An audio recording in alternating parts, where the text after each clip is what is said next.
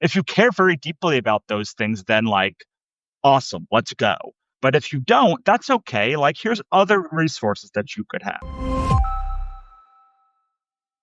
Russell and I thought we would jump on and talk drip campaigns. Well, I've always called them nurture sequences, but I think I think we're saying the same thing. So the idea is that we just hold space a bit for this new tech that we've been given by Substack and chat to you about it all. If you don't know me, hi, I'm Claire Venus. I am an engagement consultant, or audience development manager, Substack expert, and I co-authored How to Build a World-Class Substack, the book with Russell that came out last year. And we've been riding the Substack wave, Russell and I. We love it as a platform. We love to talk about it. We love to give you guys insight and stuff. So when the drip funnels came live, I said to Russell, this is really exciting. Do you have it yet? Let's chat. And so he was like, let's do a live. So here we are. So I think, did it only come out on Friday, Russell? We're like so fast with this, aren't we? Yeah, I think it came out Thursday or Friday last week. Hi, everyone. I'm Russell Nolte. I'm a USA Today bestselling author. I write books about fantasy and magic, and also how to make money on books that like have fantasy and magic and such in them. So, and I run the Author Stack, which is a publication for author success. And I have always been very high on nurture sequences, automation sequences, indoctrination sequences, drip sequences, whatever you want to call them, because my goal is leverage. And what I want to do is, I call it pitching a perfect game. So like people that don't like doing automation sequences, which is, just so you know, like when someone enters your publication, you get like, after one day they get this email or this email or this email or this email. And the problem is that they're the same people who are saying nobody knows who my publication's about. And so it's like, well, obviously, because like you're just dropping them into the middle of like chaos and like expect them to just figure it out. And like, sure, the about page is helpful, hero post is helpful, but like you need to have a way for people to understand what's going on here. And like the best way to do that is by telling them in a series of emails. Like, even if all you do is, take your about page and just cut it up in we call it a sideways sales letter, because no one's going to read your whole about page. But like, even if you just take that and break it up into 4 or so emails, 3 to 5 emails, you will find that like people suddenly understand your publication. And so I've had automation sequences for like a decade plus. I hate that Substack hasn't had them. I've run them off of Hit with like Zapier integrations, and so like this solves about 75% of the problems I have with Substack with just this one thing. Yeah. And so when I was in your world, I was in your world for a while, I think, before I ended up in a sequence. And so it can be really tricky for us to think about a singular person that is in our Substack world that needs to know about our wider ecosystem, because sometimes Substack is like a specific thing or a specific piece of writing that we do. I'm just going to be a minute, darling, okay? Colours that Stella likes. Stella would love if you did some black on there and some gold. Black and gold. Here we go. The multitasking today. So when I got the series of welcome emails from you through, I think it was through Kit at the time, I was like, I did not know all of this amazing stuff about Russell, because I'd just been exploring, reading your Substack articles. We chatted a bit on notes. So it was really, really helpful to me. And lots of people will say to me, like, I feel awkward about nurture sequences because I'm pestering people. And what if they unsubscribe? And it's like, for your right person, that will just be an act of service. However, we do have to give it some thought as well. We can't just like land them in a whole load of more confusing territory and give them a load of work to do. It's more like saying hello and the start of a conversation, isn't it? Yeah, absolutely. And so my automation sequence is basically, the idea is, what am I great at? Like, how can I help you? And so there's an email that says like, I am not a 7-figure author. If you're trying to like game the algorithm, like I'm not the right one. I'm not the one, son. There's another one that's like, what are the best posts? Like, where can I go to like find the most value? And like, there's another one that says like, what am I great at? And it just lists things that are like, okay, like if you aren't in these categories, then like you probably aren't in the right place. And like, I want you to be in the right place. So for a long time, I think maybe still my last email in the sequence is like, are you this kind of person? Here are some other resources that aren't.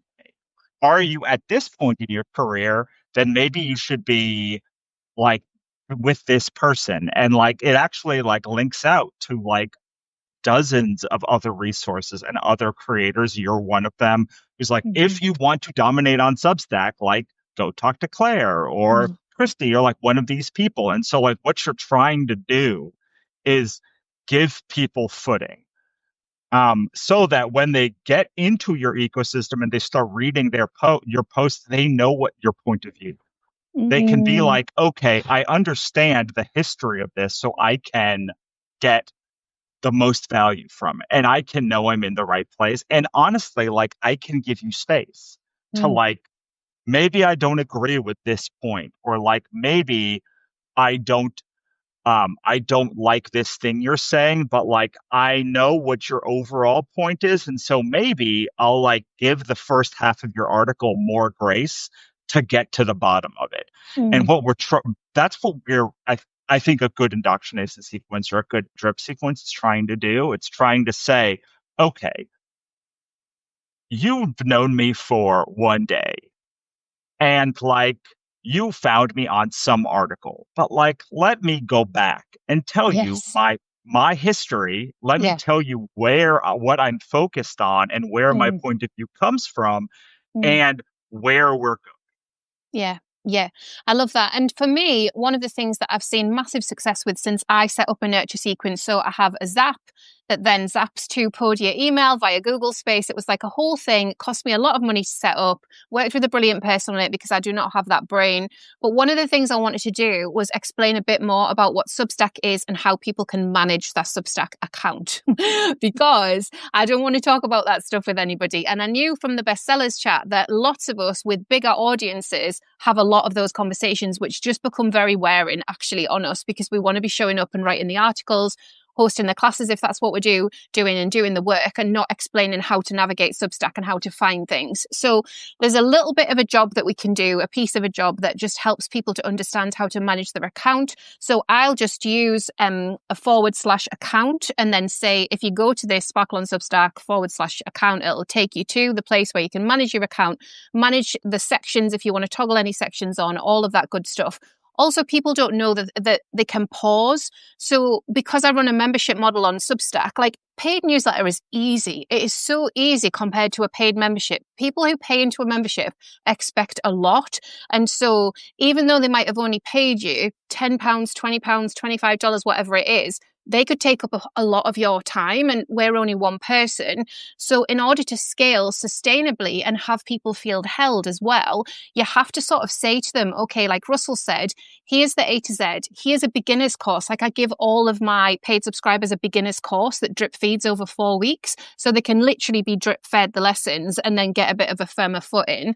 And then in all of that, once they have that, it's just cut my customer service right down. Like it has been the dream. So even though it cost me money to set up, because the delivery's been high and people understand, and I do a little screen share video to help, people understand, it means they're not asking me those questions. And if they want to pause their subscription and not cancel it, they understand how to do that. So I'd like to say that it cut cancellations down, but I just don't think I'm in that phase of my work. I think it's really hard with churn at the moment because of the economic downturn. People are cutting subscriptions, so it can be quite challenging to replace the people that want to churn out and that have been in a space as long as they want to be in a space. But I think, it's specific, isn't it, to your way of building. And so anything that we can do that give people the tools to help them navigate and deepen their experience of us and our work is brilliant in my mind. And I put the link in for that article because some of you haven't got this feature yet. So I wrote an article with screenshots that say what Substack will be giving you really soon. So they usually roll it out within a month or two. So you've got that there so you can have a look. But Russell, you have been experimenting with it, haven't you? Saying hello. Yeah, I mean, I've been experimenting in a bunch of ways. So before I tell you how I experiment with it, I think I would be great to give a couple of examples of how you could do it. Okay, so um, everyone has access to their dashboard, all of the posts that they've done, and you can see how many of them, how many people viewed it, how many people commented, like what your best posts are.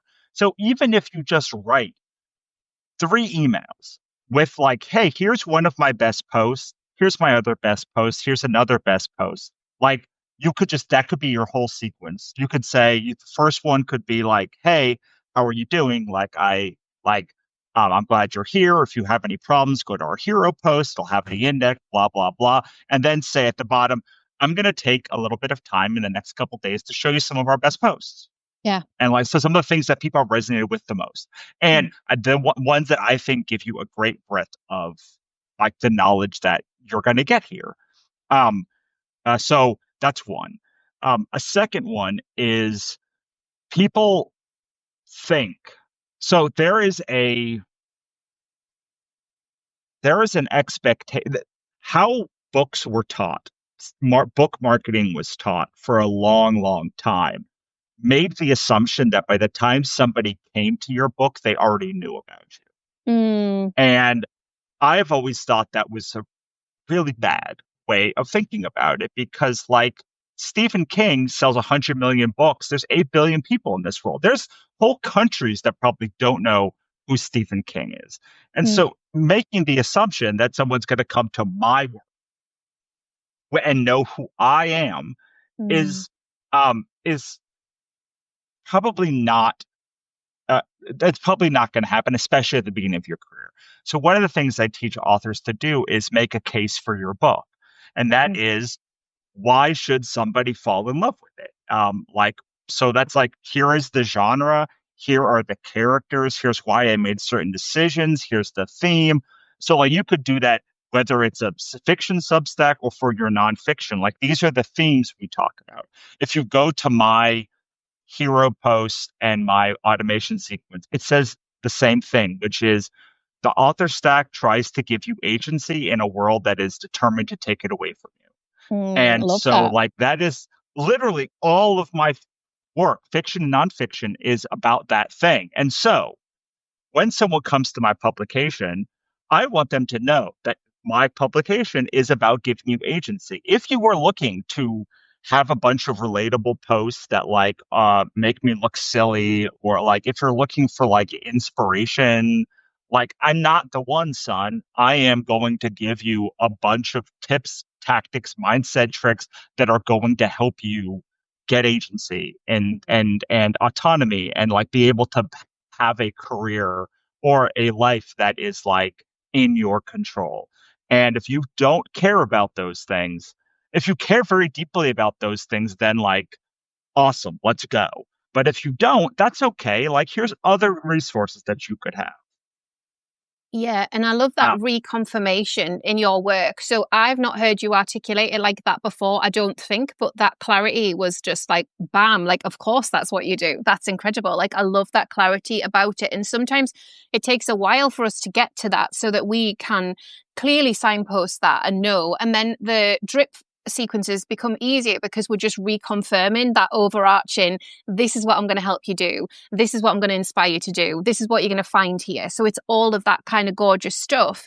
I wanted to ask Russell, because we chatted about this briefly. Usually what you would do in an email service provider is you would send somebody through a welcome sequence, a nurture sequence, and then based on the actions that they took, something would happen. Whereas with Substack, I'm not yet clear as to whether we can hold off sending anything else until they've come out of the other side of the nurture sequence. And if we can't, is it then better to sort of squeeze that and say, hey, I'm going to send you a daily email for 4 days, so you're going to get to know me, and then, do all the other signposting that we've talked about? What are your thoughts on that? Yeah, I didn't do that. I've done it like every 3 or 4 days between the two of the two articles, but I think it depends on how often you send. So this is another part of this. So if you send, let's say, monthly, like everyone who comes into your email between day 1 and day 30 of that month is going to get 0. Yeah. So like you probably want to spend some time with those people to be like, here's what you're going to get. Here's the archive. Like, we're not going to go away. Whereas if you're posting daily already, like you might not actually need like the first welcome email might be enough for you. Yeah. So I think it's going to depend. I think that in general, when you do the one day after each one, it gets the people who are really committed, like even more committed. But people who are on the fence or maybe a little bit wary or maybe a little bit jittery, they end up being like I'm they out. end up Yeah. running away. And Yeah. so maybe that's okay. But like most people are in that squirrely middle between like, I love you and I hate you. And so like, I'm not sure yet. Wait, hang on a second. You just blew my mind. Yeah, no, I get it. Yeah. right. And that's another thing. If you do a lot of mind-blowing posts, like that's the goal, like that's what I want to do. If you're constantly giving them like a big reframe, like which is like a big core of my work. You think the universe works this way, it actually works this way, and here's how to take advantage of it. Like Yeah. how you can't give like it doesn't make a ton of sense to do 50 of those posts in a row because they're exhausted by the third Yeah. one. So I think in general, I think probably every 4 to 7 days is good. 3 to 7 days maybe, unless you are trying to get them to upgrade and you're willing to be like, look, if you're not going to upgrade, I don't even care. I don't even want you here. Like I just want like because like, so what we've been taught as authors and writers is like Amazon is very good at the easy sale. So like we had a rule back when I was a sales manager that out of 5 people you talk to, 1 will buy from you no matter what you do, 1 will not buy from you no matter what you do. And success and failure is how you combine the other 3. But like retailer sales is only really good at this one, which is you read a book by Claire. Here's another book by Claire. Here's a book that are books like Claire's book. But like it does not do anything with nuance. And most of success comes from like how you can deal with nuance and how you can get in the middle. So I say that like probably doing one a day is going to turn people off more than it turns people on. Unless you are really, really, really targeted at like one specific need. Like if your Substack is about lowering grocery bills, like that, you have a course on lowering grocery bills, and that's the only thing you focus on, then probably you want to tell people like your whole funnel is determined to get that person into a sale. Most people I think on Substack are more nuanced than that. Like they want to like their big thing is like musings. I'm like, you don't need to get inundated with musings. You want to get one, think on it, prove on it, settle with it, and then like send the next one when people are settled. So it does really depend, I think, also on like what your goal is. Yeah, for sure. And just looking at what Substack have given us, and not all bestsellers will have this, but some bestsellers will have this. If you go into settings, you can't type the word drip and have it come up. That doesn't work. You got to scroll the settings page. So you've got free to paid conversion campaign, paid onboarding campaign, upgrade onboarding campaign, founding onboarding campaign, which is super helpful for me and Russell because we do a lot with the founding tier. And then we've got a win back campaign as well. These are heavily focused on sales, right? These are heavily focused on, if you write some of these emails, you will be able to get free subscribers, readers to convert to paid more quickly. I don't know yet because one of the things that I teach is exactly how Russell articulated. You get your enthusiastic Elinors who are like, I love everything that you do. They'll go into the archives. They'll find a free class over here. They'll be back in a week asking for more stuff. That's all great. You can say, hey, and I also have a paid membership. I've actually got a call coming up. It's great timing, all that beautiful stuff. Other people with their busy lives are like, oh yeah, that's something I'll probably get round to, but like I want to take my time with it, and I don't necessarily want blueprints, and kind of too much noise. I want to figure it out in my own time. So their timeline is just going to be longer, no matter how many emails you put in front of them, unless you want to smash them with a massive coupon. But even then, that goes into this kind of accumulator part of the brain that's like, well, maybe I should go in now. It's like psychological. If I get in now, then I'm going to get it this much cheaper, but did I want it? And So it's like all of these different emotions running through. And then usually what I find happens is when I do those campaigns, and I don't do them a lot, is people say, I've been meaning to upgrade. I've been seeing your stuff. I've been reading your work. I've been meaning to upgrade. And so it's that push where certain people will be like, oh yeah, great. Like I can get it a bit cheaper for a year, or I can lock in the 2025 price, whatever it is. But all of the experiments that I've done in this area, it really does depend. And I think Russell's analogy of the 5 people is so helpful, because I think we really need to be careful about presuming all of our readers want to upgrade to paid, because they actually don't. Like lots of them do not. They might do in time. That's just a different timeline. It's a different way of thinking about it. Lots of our readers just want to be readers. And that's also what we're offering as a service. Yeah, I mean, this is getting a little bit off topic, but like, I also think that we should not think all readers want another subscription, but they might want another book or product, or like class a single one-off product. Mm. And so, like, I've written a lot of books, so I could be like, hey, are you having a problem here? Here is a book. You can read it in my archives, or you could just buy it. And like, I've done this. My 12th or 13th book that I've done myself, and then like I have a total of 19 or 20 that I've written when you consider like the co-writing.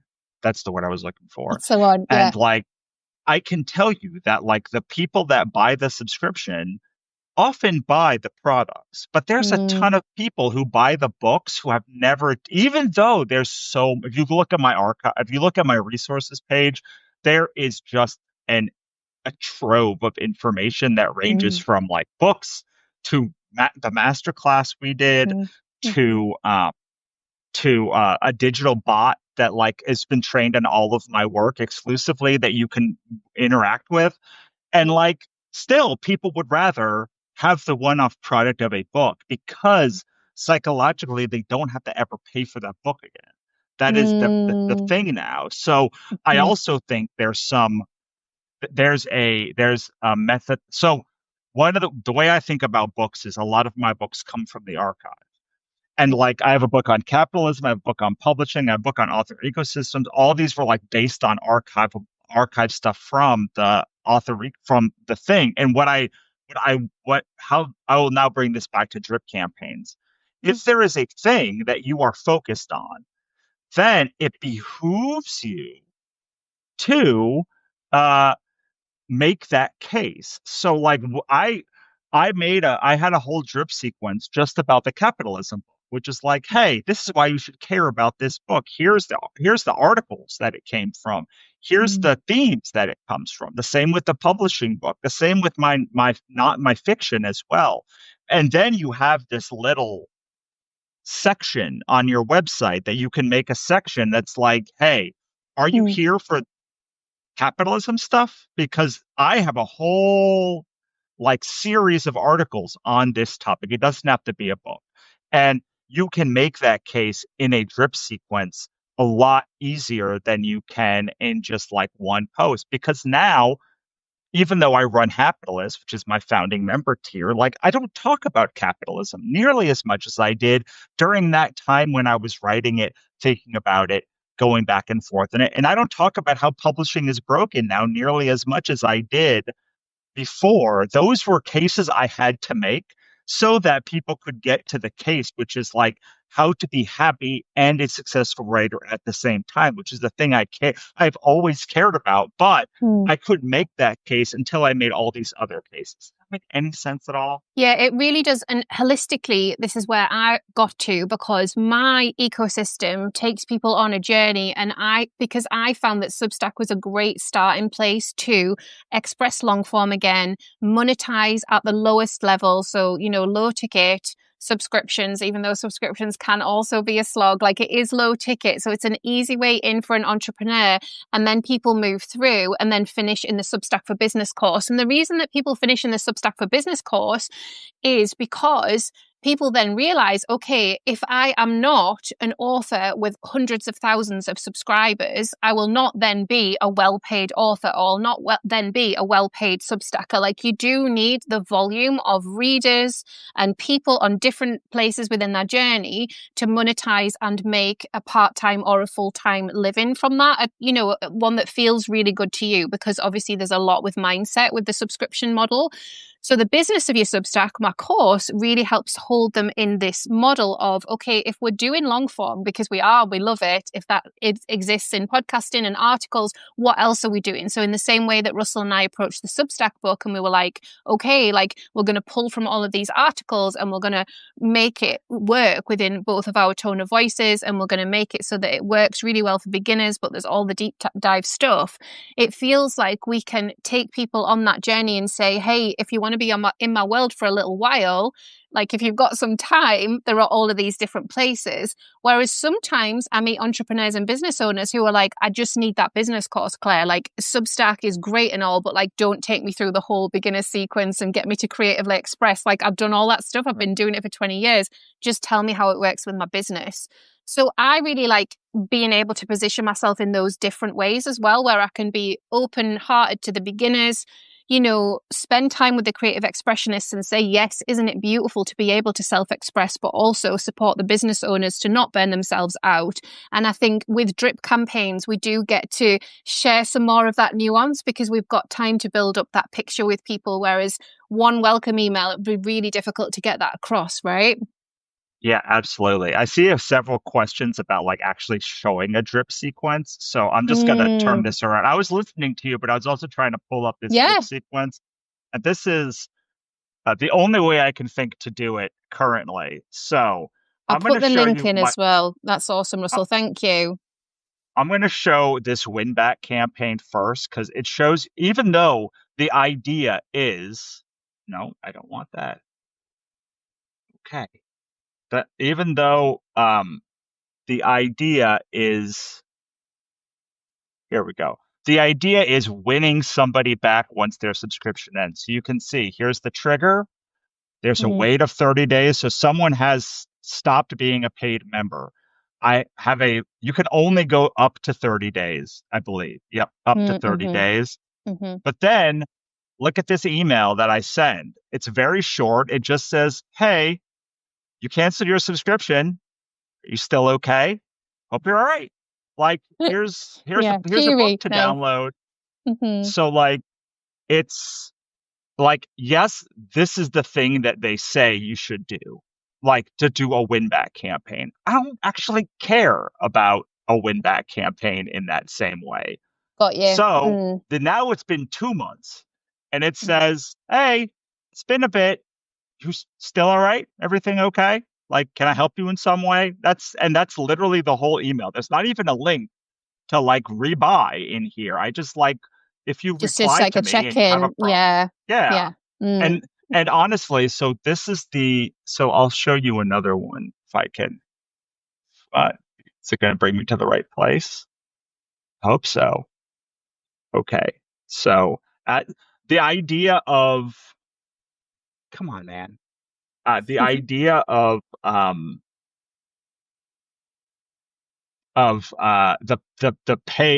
paid onboarding. So this is how I do my like paid subscriber onboarding. My assumption is that paid onboarding campaign is that you know what you want when you first go paid, because like you went paid for a reason. So you can see this is the same email every single month that I send out. I put it out for a year. And the email says, hey, what do you want to prioritize? Here's a list of all the things. These are all the resources that you could possibly use. Every month, I send this email out, mainly because I want them to remember how many resources they have access to and why Yeah. they are paying And me how money. high value it is. Yeah, absolutely. It's Right. amazing. So this is literally the same email. I send it every single 30 day. I have it set up to be every single 30 days for a year. You get the same email.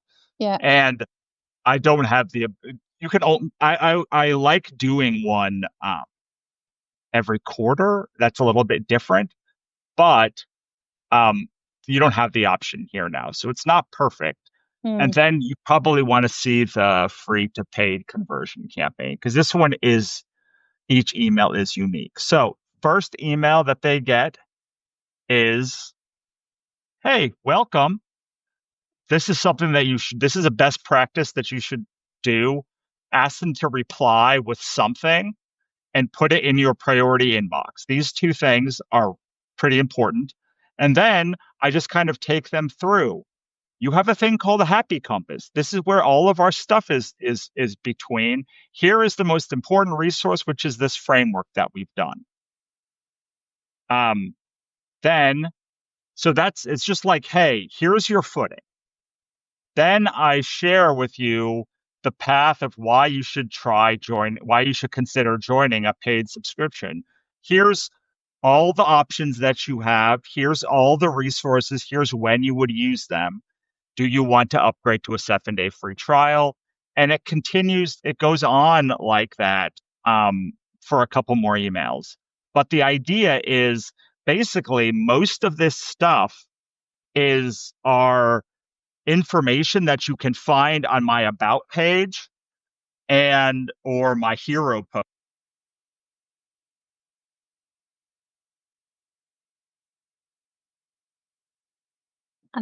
I think it just muted there, Russell. Oh, you're back. You're back. It's fine. Oh, yeah. Yeah. No, that okay. that was so awesome. Just to the amount of work that you've put in, people will be like, but it's okay because you guys have this stuff. And if you haven't, this is work well worth doing and you can take your time with it. I'm actually going to put on some free co-writing sessions to help people with it because I know the people in my world will just like freeze. So we're going to do it together. Right. Yeah, the easiest way to do this is you either have an about page or hero post. Preferably you have both. But like the information on that hero post should be broken up into 3 to 5 emails and sent to people because nobody's going to read your whole thing. It's just no one's going to read your whole sales page at all. Yeah. Like they are going to skip to the thing they want and they're going to forget. And then they're going to be like, oh, so like I'm all about creating leverage. So yes, that's a lot of stuff, but like most of that stuff I've done it one time. And once I've done it one time, I want to find ways to do it like 10 more, to use that same information 10 more times. Yeah. Yeah, absolutely. Georgina was asking, how often do you go in and update your evergreen and nurture sequence? And I'm saying the idea is that we can set it and forget it and know that it's working hard for us behind the scenes. So if I make digital sales while I'm asleep, like that is my best case scenario because I made the things and the things are still relevant and exciting and important. So if somebody has gone through a nurture sequence on my other email service provider and found something that feels really good to them, that's amazing and awesome. So it should be the same on Substack because we should be able to share some of the value resources. As Russell said, we can kind of carve things up. So the idea is that you should feel really comfortable with how you've set out your stall, essentially. Like I like to think about it as, like a Christmas market and you've got your stall there, your digital stall, whatever that looks like. So you've got that and it will be just resonating with people. But of course, we should get some analytics as well. Russell's just set all of this up and I've not even got there yet. So we should be able to get some analytics and see what's going on, hopefully, fingers crossed. Yeah, absolutely. I think that this is how I think about welcome sequences. You should optimize your welcome sequence until you stop getting questions about those things. Yes, that's and it. Then you don't have to do it again until you have a new resource or people start asking questions or a thing, or the direction of your publication changes. Yeah. And like you stop getting your conversion rate from free to paid isn't like where you want it. Like there's reasons to, but like I set a email sequence for my fiction company in 2024 like the end of 2024, and I didn't touch it all year because like there Yeah, wasn't really nice. until I had a new book in one of my main series that I launched, and then I was like, I have to go in and like make changes to this sequence because Yeah. it's not updated, but like within an hour or two it was done. So like my whole goal is that you never ask me a question.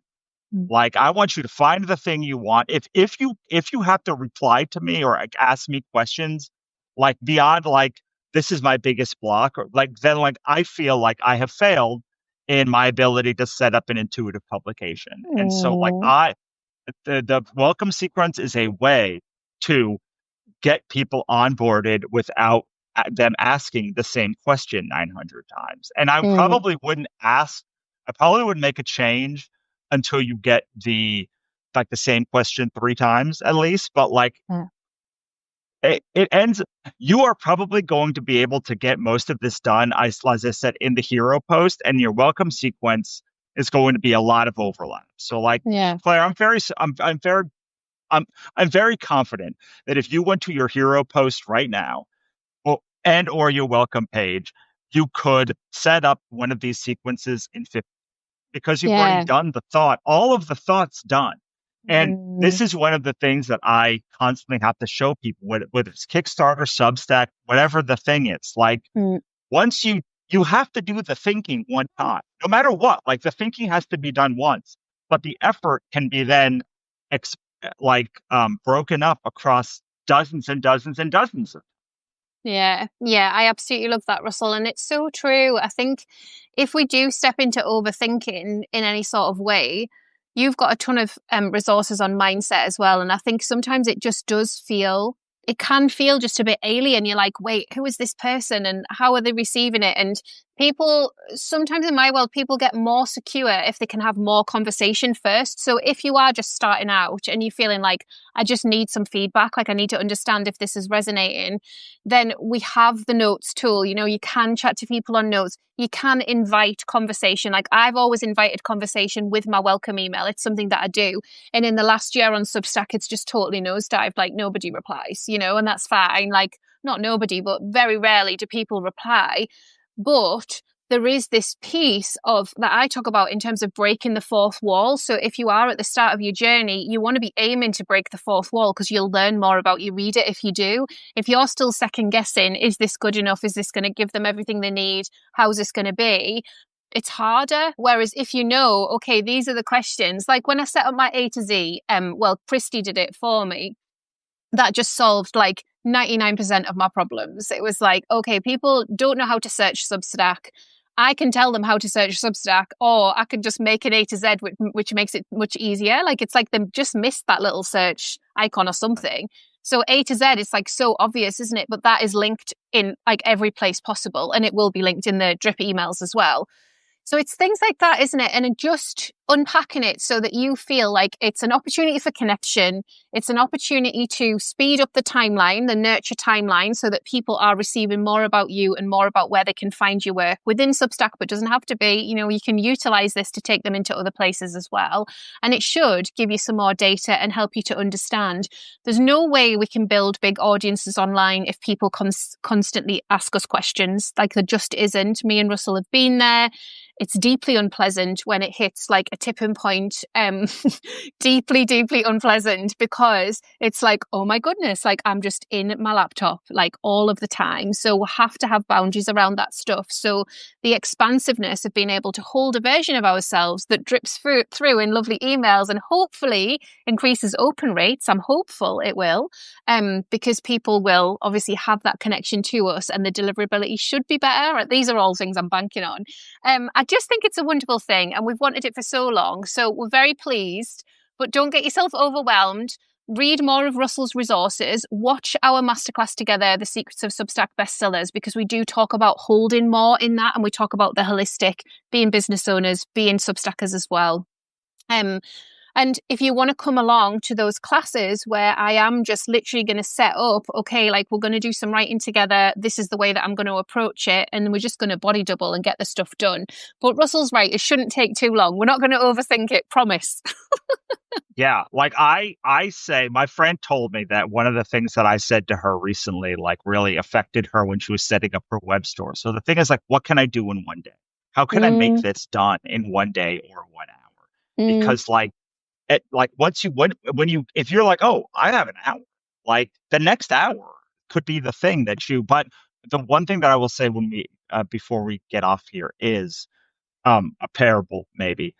So my wife and I were heading to walk our dog.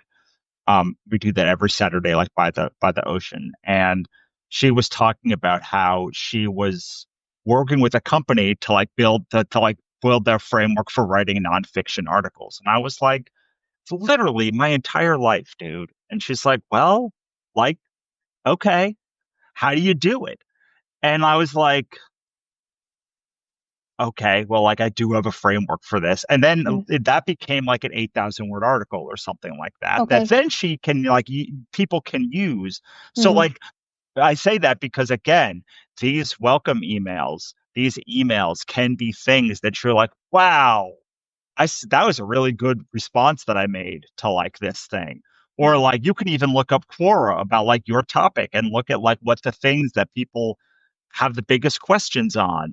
Like, but like you probably know as a person who has lived in this world for more than 2 years, like the things you like talking about and the questions that people already have.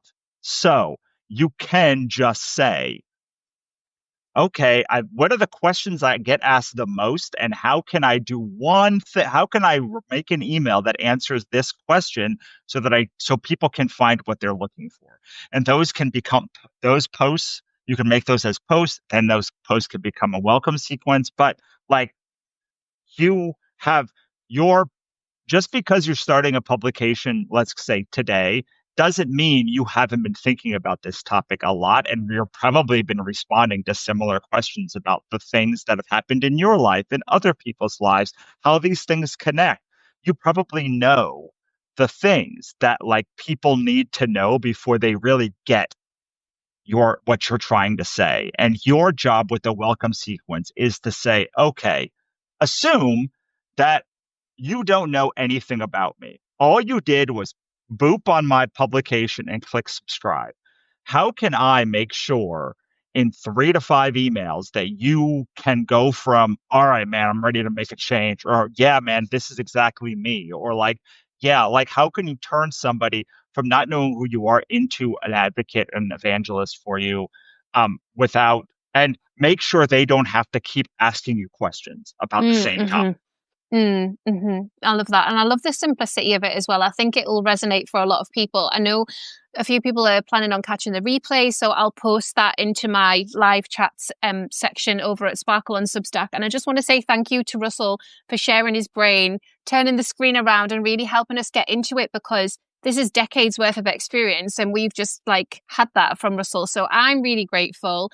I definitely felt super excited when the campaigns rolled out on Thursday, but then felt slightly overwhelmed. Like I've only just set all of this up through another system and another sequence. So it was like, okay, I'm going to give this some thought, but not too much thought. So this has really helped me as well. Thank you, Russell. Eternally grateful. If you haven't got our book yet, How to Build a World-Class Substack, it is available wherever you get your books. You can have a paperback copy or a digital copy. We are really proud of it and we would love for you to shout about it and advocate for it. It was the first Substack book and it was based on all of our careers, but also 2 years of experience on the platform as well. So we haven't just thrown it together for money. It was an act of service for you guys, for the beginners, for people who wanted to hold a physical copy of a book, because Substack is not an easy platform. It can be, but at first I think people get pretty overwhelmed. So yeah, thanks again, Russell. I'll go and rescue my family and get on with family dinner time, but I really appreciate you. See you soon. Sounds Bye, great. everyone. Bye. Bye.